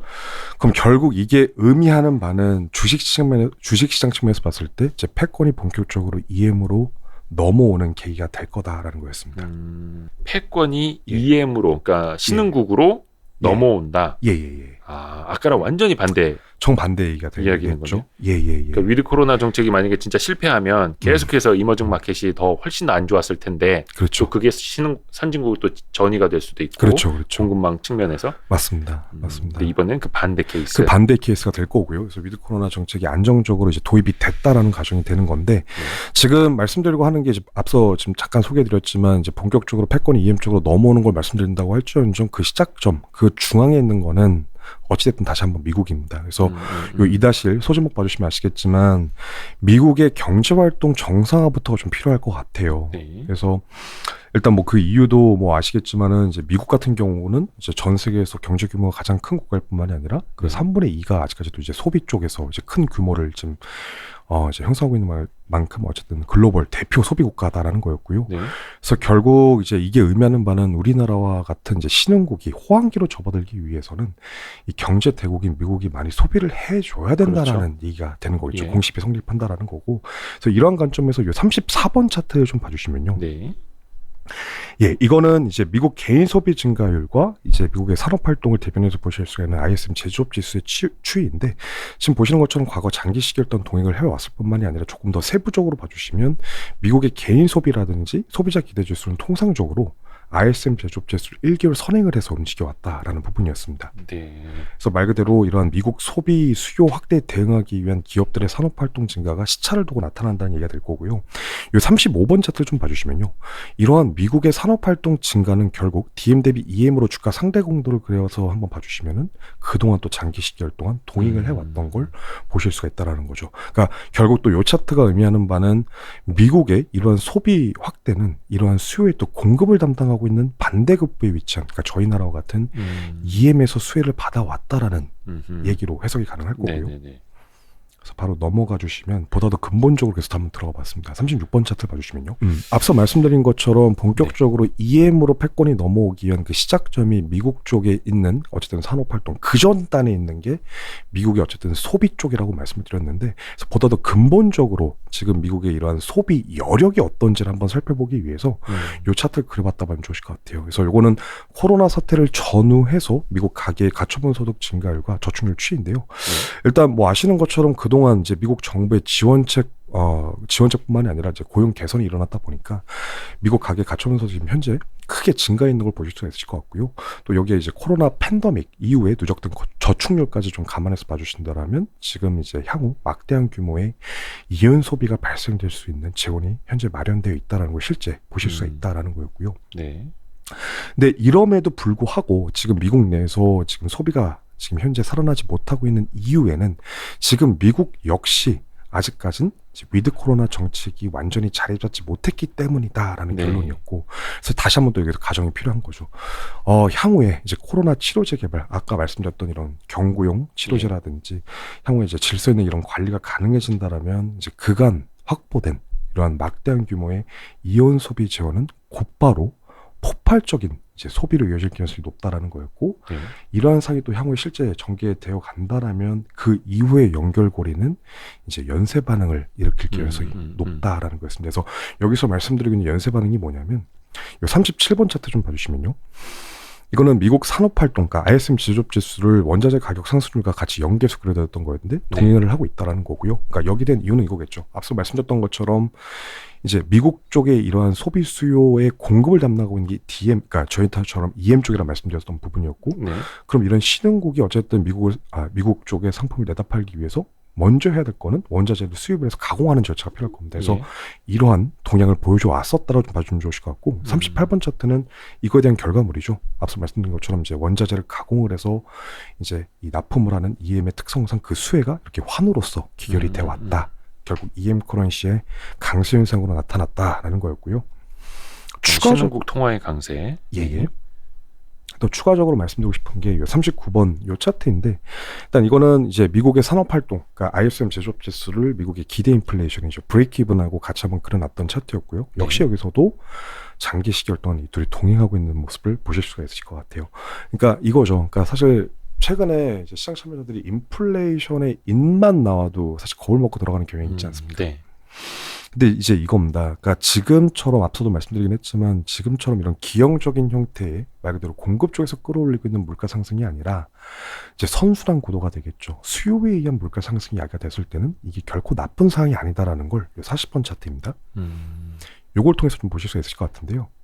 일단 요거는 이제 미국 증시의 이제 상승률을 다시 한번 브레이크 이븐 기대 인플레이션 추이가 그려놨 봤더니 네. 지금 보시다시피 정의 관계가 강했던 걸 실제 보실 수 있다라는 거죠. 그래서 음. 결국 이게 의미하는 바는 제가 말씀드렸던 그 선순환 구도의 인플레이션 상승 압력은 말 그대로 인플레이션을 했을 때는 주식시장을 포함한 모든 자산 가격의 이제 근원이 되는 가장 펀더먼털 요소다 보니까 저희가 뭐 결코 나쁘게 볼 이유는 전혀 없다라는 거였고, 그래서 지금까지 말씀드렸던 내용을 41번 차트에 좀 정리를 좀 보시기 편하게끔 다시 한번 드려봤습니다. 네. 결국 EM으로 패권이 넘어오는 일련의 이벤트들을 정리해드렸던 건데 그 시작점은 다시 한번 강조해드리면 미국 쪽에 있다라는 거고 미국의 소비가 진작이 돼야 됩니다. 그럼 이는 결국 미국 내 산업활동 증가로 이어질 거고 이 이후에 이제 나타나는 현상, 매크로 단에서의 현상은 원자재 가격 상승 야기할 거고요. 기대 인플레이션 튀게 할 거고요. 이제 신흥국 환 강세로 이제 가면서 신흥국 환이 강세로 갔단 말이었으니 이걸 주식시장 측면에서 봤을 땐 이제 본격적인 외국인들의 매수 전환을 의미를 할 겁니다. 그래서 저는 그 시점이 본격적으로 EM으로 패권이 넘어오는 그 변곡점이 되지 않겠느냐라는 부분이었죠. 역시 상승장 시나리오도 미국에서 시작을 하고 맞습니다. 제조업이 좋아지면 우리나라와 같은 뭐 제조업 국가도 좋아질 테고 맞습니다. 원자재 가격 상승 또 신흥국의 통화 강세 맞습니다. 이런 순으로 또 뭐 긍정적인 시나리오로 좀 더 두 번째 그러면 이유가 좀 있을 역시 것 통화 같아요. 정책.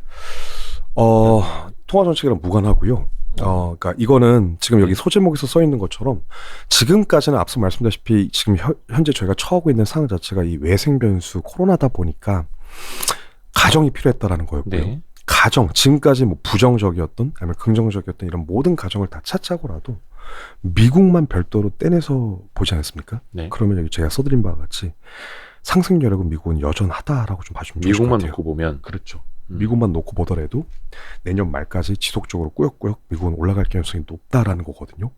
그 이유가 일단 여기 차트 다시 한번 보시겠습니다. 42번 차트인데요. 네. 일단 요거는 이제 뭐 기정사실화된 부분이죠. 앞서도 말씀드렸지만 이제 이번 달 11월 말부터 이제 페드는 150억 달러씩 이제 향후 8개월간 줄여갈 거고요. 그래서 내년 한 5월 말 정도가 되면은 테이퍼링이 제로가 될 겁니다. 그래서 페드의 자산 규모가 역대 최고치가 되겠죠. 9조 달러 정도 예상이 되고 있고요. 그 이후 이 상태가 유지가 되어 갈 텐데 이러한 이제 테이퍼링을 감안을 한 이제 43번 차트가 이제 핵심이 될 것 같아요. 봐주시면 이제 제가 작년 코로나가 터졌었을 때 네. 시장과 소통해왔던 리포트 중 되게 강한 호조로 소통해왔던 리포트 중 하나였는데 저는 뭐라고 자료 제목에도 써드렸었냐면 네. 이겁니다.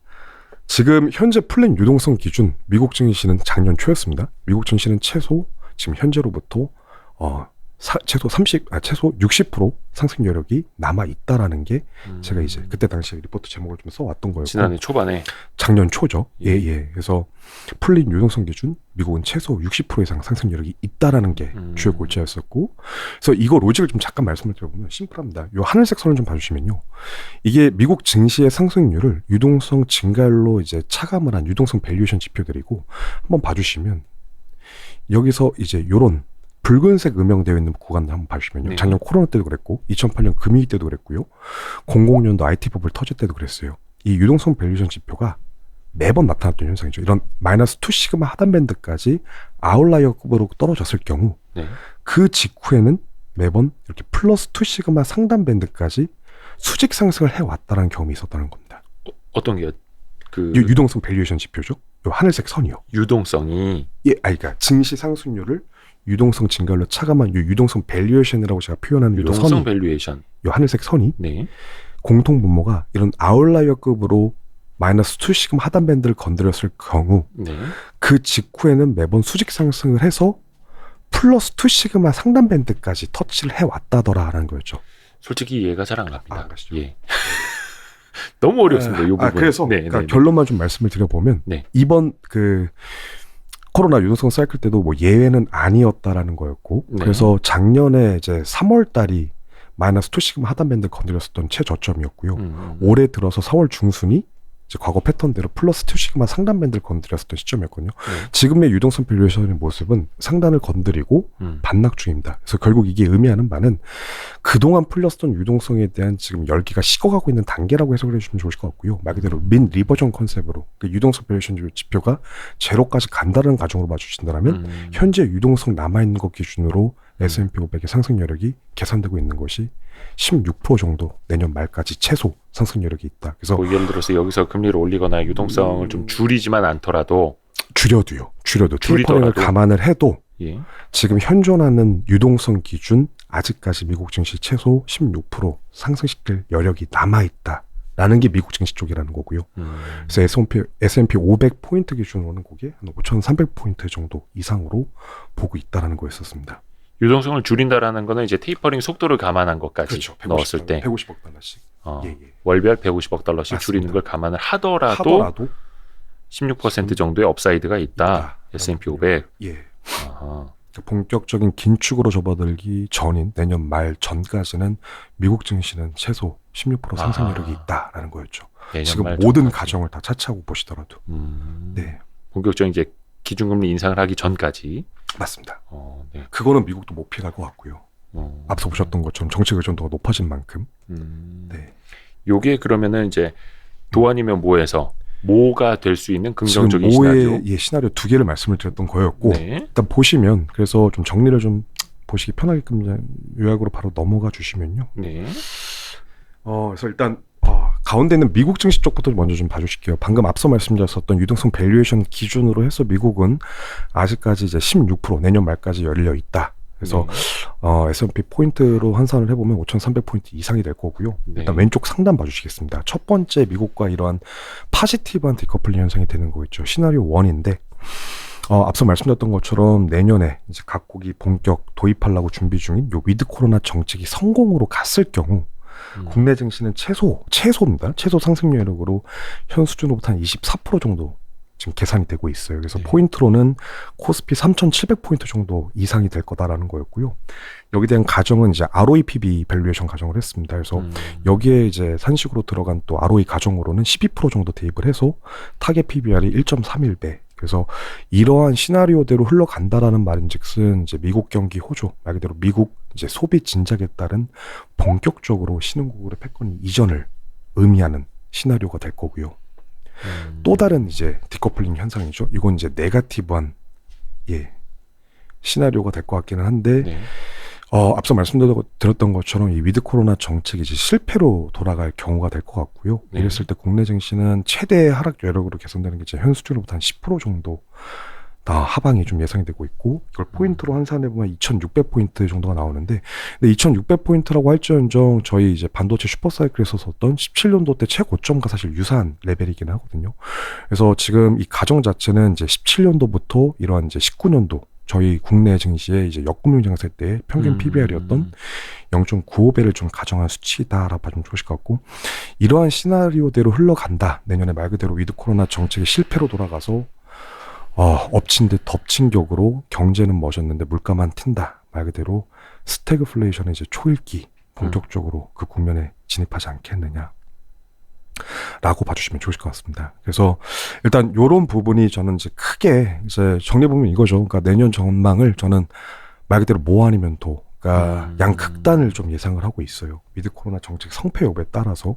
그래서 저는 어쨌든 둘 중에 하나죠. 그러니까 이렇게 변동성이 큰 내년의 증시를 그럼 어떻게 대응해 나가실 거냐.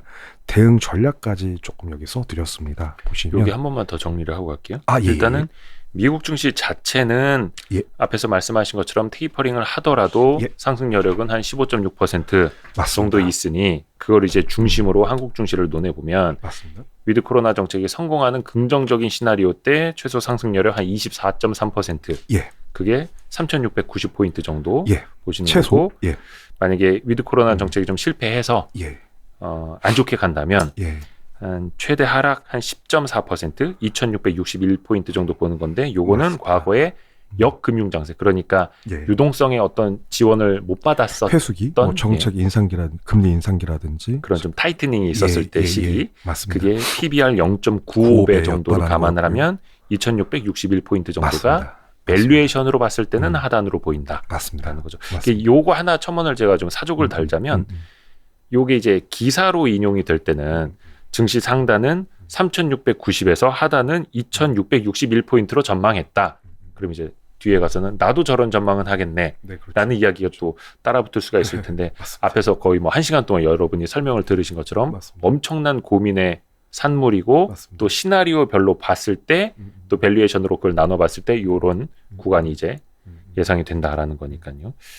예. 맞습니다. 뭐 3,700부터 2,600 그 레인지를 본다라는 게 아니고요. 그렇죠. 말 그대로 시나리오 내년에 화두가 될 이 위드 네. 코로나 정책, 말 그대로 외생 변수 성패 여부에 따라서 그걸 대입하고 그렇죠. 계산을 해봤을 때 본격적으로 미국과의 디커플링은 일어나겠지만 이게 파지티브한 디커플링이겠냐, 네거티브한 디커플링이겠냐의 차이가 있겠죠. 그래서 예. 제목이 뭐 아니면 도. 맞습니다. 맞습니다.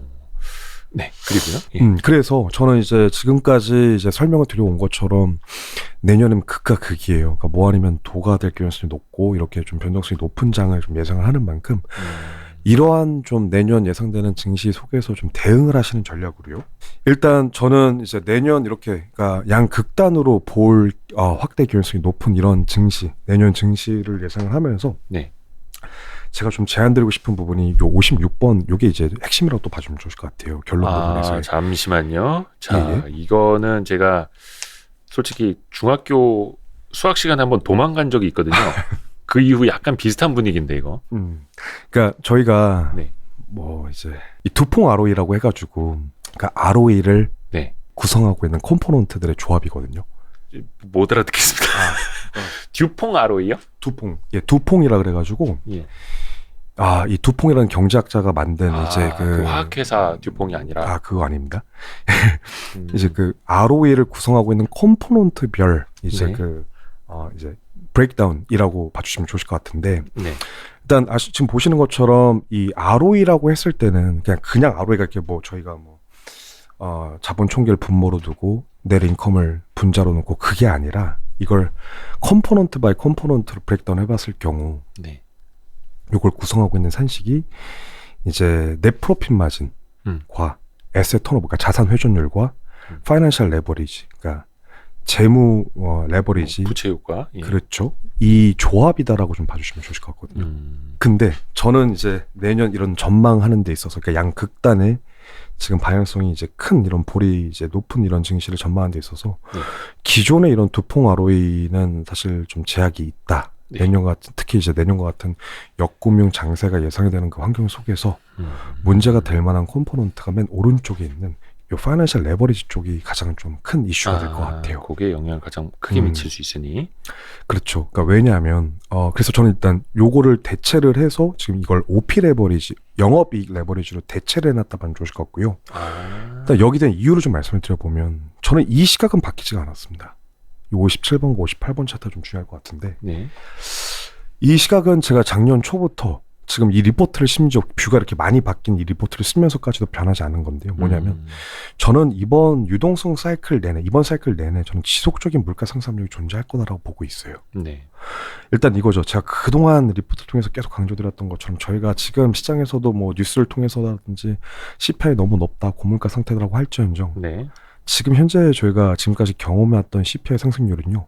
절반밖에 안 됩니다. 즉 그동안 상품적 소비에 의해서 그러니까 CRB 상승이 견인해왔던 상품 쪽에 네. 이제 물가 상승 압력이 작용을 해서 CPI를 끌어왔다라는 거였어요. 원자재 가격이. 그렇죠. 예.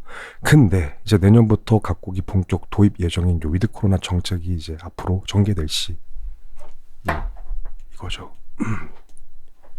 말 그대로 이제 자유로운 이동이 가능해지면서 자유로운 이동은 과거 장기 시기열 동안 미국 CPI를 구성하고 있는 요소 중에서도 상품 쪽보다는 서비스 쪽과의 연계성이 훨씬 더 높다라는 거였고 네. 그럼 자유로운 이동이 실질적으로 내년부터 자유로워진다라면 이제 아시는 것처럼 이 소비 쪽 비중은 CPI 중에서도 3분의 2 훨씬 더 비중이 큽니다. 네. 그럼 지속적인 물가 상승력으로 작용할 가능성이 높다라는 거죠. 이번 사이클 내내 종합적으로 그렇죠. 보고 있습니다. 그래서 이게 결국 또 의미하는 바는 이렇게 지속적인 물가 상승이 존재한다라는 건 이제 시장 금리의 지속적인 이제 우상향 압력을 키울 거다라는 거였고요. 시장 네. 금리가 지속적으로 우상향 기조로 간다라는 말인즉슨 결국 요 파이낸셜 레버리지 비율이 높은 기업들, 다른 말로 자본 발행 비율, 그러니까 코스트 오브 에퀴티가 높은 기업들의 부담 요소로서 작용할 가능성이 높다라는 겁니다. 아, 그러니까 부채 비율이 높거나 왜냐하면 시장 금리는 지속적으로 물가 상승률 때문에 우상향 기조로 갈 거다라는 거고 음. 그렇다면 이렇게 레버리지, 그것도 파이낸셜 레버리지가 높은 기업들은 이게 음. 재무적으로 부담 요소로서 작용할 가능성이 높다는 겁니다.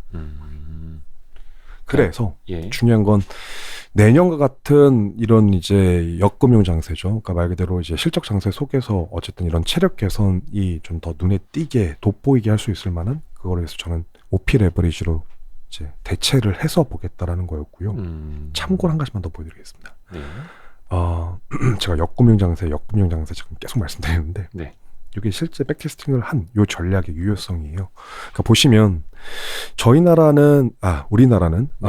이제 2000년도 이후 지금 현재까지 한번 근 20년 동안 추이를 봐주시면은 총 3번의 역금융 장세가 있었다라고 좀 봐주시면 좋으실 것 같고요. 네. 그때마다 일단 제가 지금 제안을 드리고 있는 요 어드저스티드 두퐁 ROE, 그러니까 수정 ROE를 제외해놓고 기존의 시장에서 많이 알려진 투자 기법이죠. 뭐 가치주, 뭐 네. 우량주, 고배당주 이런 식으로 놓고 봤을 경우 저희 나라 과거 경험상 이러한 역금융 장세 속에서 증시를 아웃퍼폼했던 거, BM을 아웃퍼폼했던 투자 기법이라고 했을 때는 과거에는 가치주 또는 우량주 위주였다는 겁니다. 근데 물론 여기엔 바이아스가 있어요. 왜냐하면 이 역금융 장세 구간에는 차화정 장세가 포함이 되거든요. 뭐 물론 역금융 장세였어도 산업 사이클이 또 이제 돌아올 수 있을 그렇죠. 법하니까요. 그렇죠. 근데 이제 아시는 것처럼 이제 지금 현재 2011년도 이후가 글로벌 경기가 저성장압에 빠지고 더욱이 더 나가서 지금 작년에 저희가 코로나를 겪고 나서는 일단 지금 현재 뭐 주식시장 봐주셔도 아시겠지만 지금 이제 산업의 이제 구조적인 변화가 나타나고 있다라고 보고 있고 네. 저는 이 리포트를 쓰면서 제가 지난번 여기 자리에 나와가지고 말씀드렸던 것도 이제 가치주의 한 해가 되지 않겠느냐라는 거였거든요. 그 생각에도 많은 변화가 생겼습니다. 그 이유가 이제 방금 지금까지 말씀드렸던 요 어드저스티드 두퐁 ROE, 요 수정 ROE를 통해서 네. 내년 전망을 좀 드릴 건데요. 네. 바로 요 부분이 될 것 같습니다. 저거는 더 종목들 이름 확대할까요? 산업인가요? 이건 산업입니다. 일단 요거는 앞서 소개해드렸던 제 전략이죠. 그 가장 이러한 역금융 장세 속에서 성과가 우수했었던 요 수정 ROE 네. 지금 순대로 지금 나열이 되어 있는 거고요. 네. 일단 요쪽 부분 여기 전략 측면에서 제가 오버웨이트, 말 그대로 시장 대비 더 오버웨이트를 해라, 더 비중을 네. 늘려라 라는 섹터로 지금 봐주시면 일단 최근 이익 리비전 측면에서 뭐 뚜렷한 변화는 없긴 하지만 내년 이러한 이제 체질 개선 측면을 산식을 통한 수정 ROE 측면에서 보신다라는 탑2로 들어와 있는 게요. 네. 반도체랑 건강관리가 일단 탑2로 들어와 있습니다. 반도체 헬스케어. 예, 이게 어쨌든 이제 체질 개선 측면에서는 내년 가장 돋볼 만한 탑 섹터 2개다라는 거죠. 네. 지금은 물론 그렇게 안 보실 수 있으시겠지만 이 로직 하에서는 네. 그리고 뭐 세 번째 뭐 소프트웨어 당연히 뭐 이제 지금 현재 가고 있는 뭐 이런 게임 관련된 위주 종목들이 될 거고요. 뭐 화학 섹터 당연히 뭐 이제 2차 전지 앞서도 말씀드렸지만 지금 이제 산업이 구조적으로 이제 변화하고 있는 모습이다 보니까 화학 섹터는 좀 중장기적으로 그래서 유망하지 않을까. 그리고 오버웨이 섹터 중에 버텀 3를 좀 봐주시면 호텔, 레저, 미디어, 교육, 뭐 운송 이런 애들이 있긴 하거든요. 네. 그러니까 말 그대로 지금 전 세계 내년 지금 준비 중인 위드 코로나 정책 이제 실제로 도입 시 이제 또 다시 한번 이 리오프닝 테마가 재평가를 받기 위한 좀 시장의 스팟라이트를 다시 받을 수 있는 계기가 되지 않을까. 그래서 그런 측면으로 실제 수치상으로도 수정 ROE 상으로 이렇게 오버웨이트 지금 비중이 뜨고 있다라고 봐주시면 좋으실 것 같고요. 요거는 앞에 나왔던 그 듀퐁 ROE 두퐁 ROE 거기에다가 상식으로. 어떤 뭐 예. 부채 효과라기보다는 이익 효과를 조금 더 가미한 그런 맞습니다. 방식으로 뽑아낸. 맞습니다. 그리고 참고로 여기서 NA로 제가 드렸던 것 중에 하나가 네. 지금 여기 금융 섹터들 제가 얘네들은 제외한다고 말씀을 드렸어요. 어쨌든 금융 섹터를 제외했다. 예. 예. 그러니까 그 두 봉화로의 산식에서요. 아, 네. 그러니까 왜냐면 어쨌든 금융 이제 섹터의 아. 이제 회계 특성상 네. 대입이 안 되는 로직입니다. 그래서 금융상 제외하는 부채, 그렇죠. 그러니까 원체 크니까. 그렇죠. 그래서 저는 만약에 이제 첫 번째 긍정적인 시나리오였죠. 위드 코로나 정책이 이제 잘 도입이 돼서 국내 증시가 EMF 100으로 넘어오는 이제 그 환경 속에서는 절대 얘네들은 빼서는 안 될 섹터가 될 거고요. 네. 가장 먼저 갈 섹터들이라는 거고, 네. 금융 섹터 좋다라는 거고. 만약에 이제 부정적인 시나리오였죠. 위드 코로나 정책이 실패로 돌아갔을 때는 네. 얘네들은 뭐 당연히 볼 필요가 없을 만한 섹터 될 겁니다. 아, 거꾸로 되는 거예요? 거꾸가 되는 거죠. 그러니까 실패 시에는 금융 섹터 의미 없다. 성공했을 경우에는 가장 먼저 경기와 같이 움직일 대표적인 sek터가 될 거다라는 거였고요. 금융이요? 금융 섹터가 이게 종목 전략도 나옵니까? 예 나옵니다. 그래서 지금까지 섹터를 보셨고 네. 그 다음에 이제 62페이지 많은 분들이 종목 전략을 더 주목하시지 않을까 그러시죠. 싶긴 한데 맞습니다. 요게 글자가 좀 작기는 한데요. 그 HD 화질 1080 화질로 해 놓으시고 핸드폰을 옆으로 돌리시면은 아마 스마트폰 화면에서도 글자가 보이시긴 할 겁니다. 그래서 이제 요게 동일한 이제 그 수정 ROE 로직을 대입했을 때 내년 전망 좀 중장기적으로 유망하게 볼 수 있으실 만한 네. 종목단에서의 리스트업이 될 것 같고요. 그래서 일단 뭐 지금 보셔도 일단 폴업에서 뭐 그동안 많이 오르긴 했지만 일단 1등으로 나오고 있고 뭐 아프리카 TV라든지 그러니까 뭐 최근에 뭐 NFT다 뭐 게임이다 미디어다 뭐 이런 이제 배터리다 이런 식으로 어쨌든 내년에도 시장을 견인해 나갈 수 있지 않을까 요 모델상으로는 얘기하고 있다는 거였고 요 22년 성장률 요거는 어떤 뭐 컨센서스 이건 컨센 기준이고요. 예, 컨센서스 기준. 제 로직은 여기 이제 요쪽부터 컨센서스에다가 아이고 예 요쪽부터가 되는 거겠죠? 컨센서스에다가 이제 네. 수정 듀퐁 ROE를 적용을 했을 때 예. 예. 그래서 일단 뭐 대형주라고 굳이 찾아보자라면은 일단 반도체도 위로 또 삼성전자는 또 빠져 있더라고요. 닉스가 대신 또 들어가 있고. 하이닉스. 예. 또 다른 대형주라고 했을 때는 뭐 SK 아이 테크놀로지라든지 예. 뭐 제조업 쪽에서는 이제 그런 쪽이 좀 뽑히고 있고요. 그래서 쭉 좋습니다. 이렇게 오버웨이트 되어 있는 지금 여기 ST팜까지가 거의 한 오버웨이트 20개 가까이. 롱 전략에서는 유효하지 않을까.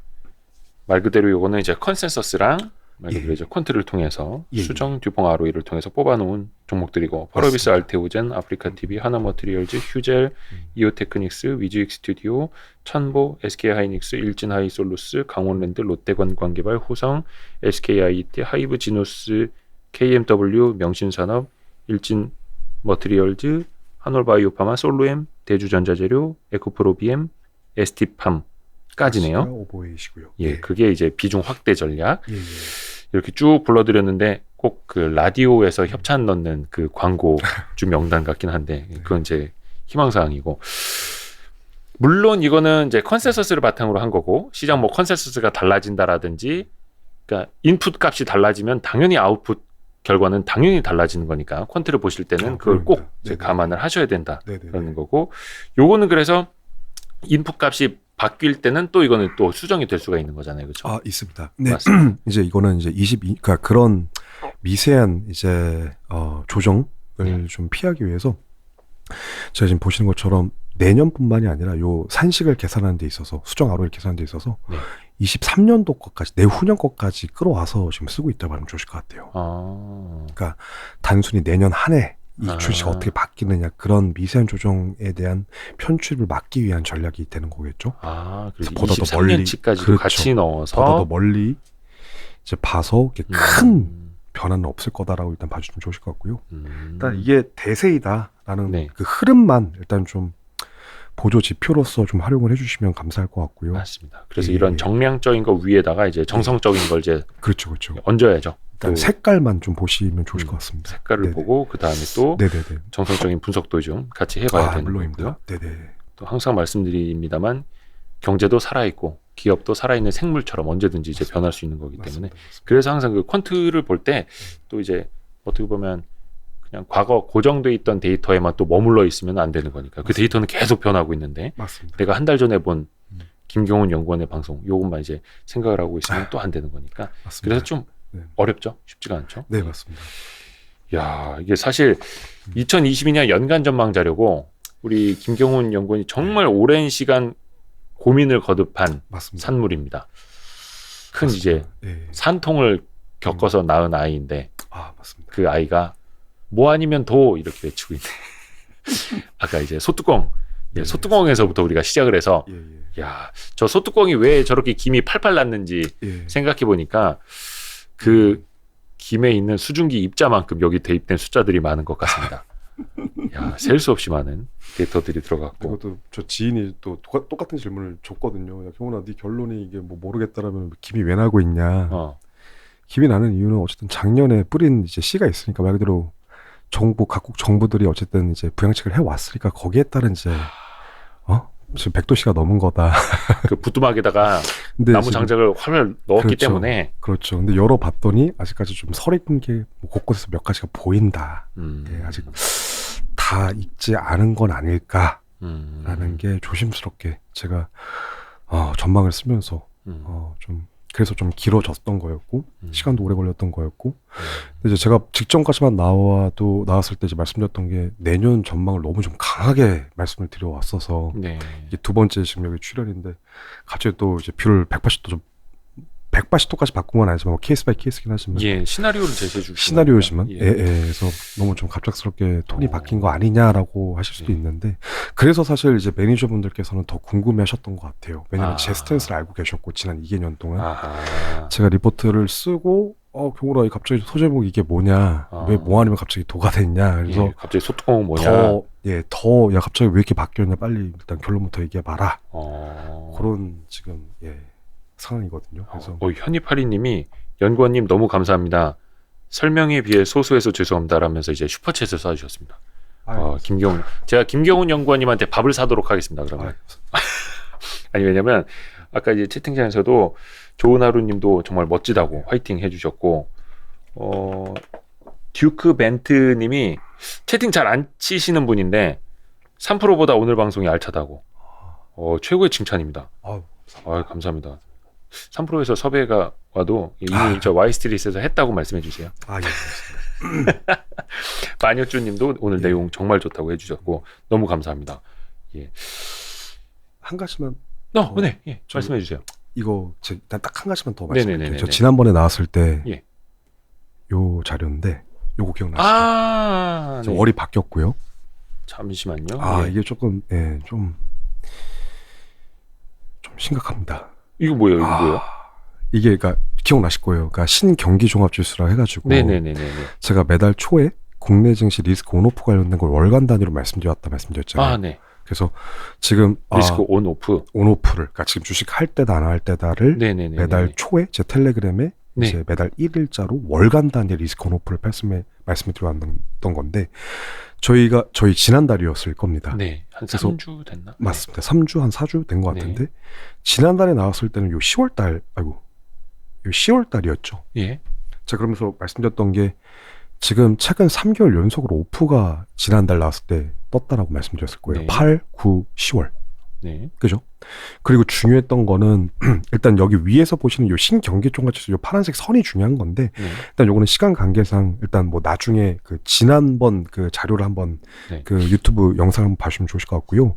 일단 중요한 거는 일단 요게 이제 핵심이었어요. 그러니까 통계청에서 월간 단위로 공식 발표되고 있는 선행지수 전년 동기 대비 증가 속도를 후행지수의 증가 속도 차감해서 말 그대로 이 의미가 내포하고 있는 의미는 지금 경기 내 순 기대감만을 빠르게 포착하겠다라는 게 의미할 것 같아요. 그래서 저는 이제 얘네들의 델타 값 말 그대로 이 변화 폭을 가지고 온이든 오프를 말씀드렸던 거였고 그거를 요 막대기 차트에서 보셨던 거라서 이게 양수일 경우가 온 반대로 이게 음수일 경우가 오프였다라는 거였고요. 그래서 보시면 지난달에 제가 지난 3개월 연속으로 그러니까 8, 9, 10이 오프다라는 거였고 8월달과 9월달 오프는 큰 문제는 아니었어요. 제 모델 로직상으로. 왜냐하면 선행지수가 7월 달부터 불거졌었던 델타 변이 악영향이 먼저 선반영이 되면서 말 그대로 선행 지표다 보니까 선반영이 되면서 빠르게 둔화됐던 데 주로 기인을 했다라고 말씀드렸거든요. 근데 지난달 10월 달 건 그렇지가 않았어요.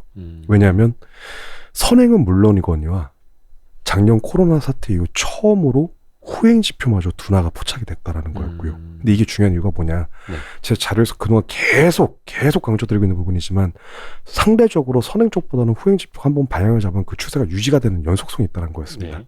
근데 그게 앞서도 말씀드렸던 것처럼 작년 4월 이후 코로나 이후 처음 꺾인 지표였고요. 그 상승 개선 속도가 네. 개선 폭이 이번 11월 봐주시면 아시겠지만 전달보다 강도가 오프 강도가 더 강해졌거든요. 네. 10월 달 그러한 추세가 지금 현재 더 강해진 결과다라고 봐주시면 좋으실 것 같아요. 일단 오늘 나와서 계속 부정적인 얘기만 좀 강조를 드려 좀 죄송은 한데 네. 일단 지금 현재의 일단 경제 국내 경제 아까도 뭐 연간 전망자를 통해서 매크로적인 대내외적인 이제 여러 가지 좀 짚어드리긴 했지만은 일단 단편적으로 국내 쪽만 봐주셔도 지금 당장은 모멘텀이 너무 둔화되고 있는 게 확연하게 좀 보인다. 네. 경제 측면에서도. 또 요거는 또 미래의 값이 또 어떻게 바뀌는지도 계속해서 우리는 추적 관찰을 해야 되는 맞습니다. 거고. 매달 초에 나오고 있습니다. 1일자에. 그러면은 12월 1일자로는 또 한번 12월 거 나올 거고요. 예. 예. 김경훈 연구원의 자료를 좀 예, 받아보면 되겠네요.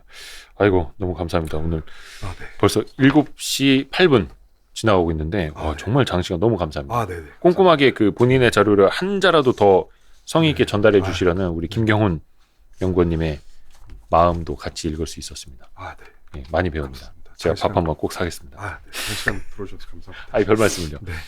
우리 늦은 시간까지 함께해 주신 여러분 너무 감사하고요. 예, 저희는 또 내일 다시 돌아오겠습니다. 고맙습니다.